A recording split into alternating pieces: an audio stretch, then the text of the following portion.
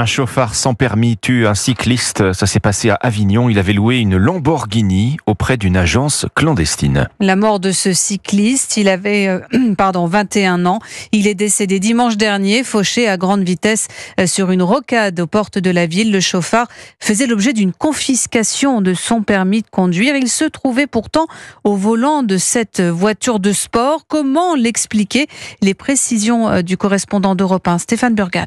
Le profil du chauffard est tristement commun, rapportent les enquêteurs. Consommation de stupéfiants ou encore conduite en état d'ivresse qui a abouti, dans le cas présent, à une suspension de permis de 1 an qui devait prendre fin en décembre prochain. Alors comment, dans ce cas, a-t-il pu louer une Lamborghini, véritable monstre de puissance? Tout simplement parce qu'il existe des loueurs officieux bien différents des agences de location que nous connaissons tous, selon David Fiorentini, secrétaire départemental du syndicat de Police Alliance. C'est un petit peu un marché parallèle de la location de véhicules de luxe. C'est une grosse interrogation, mais c'est des faits qu'on retrouve de plus en plus, nous, sur le département et sur toutes les régions de France. Là, ce véhicule Lamborghini qui est matriculé en Allemagne, c'est des sociétés de location, mais qui ne sont pas, on va dire, officielles. Lui, il explique que ce véhicule de location, il l'a loué via un réseau social. Et puis, à partir du moment où on n'est pas sur le côté officiel de la chose, on loue des véhicules à des personnes qui n'ont plus le permis, moyennant une certaine somme d'argent, souvent en liquide. Et dans ce cas, le loueur pourrait-il être poursuivi? Absolument. Selon ce syndicaliste, le chauffard, quant à lui,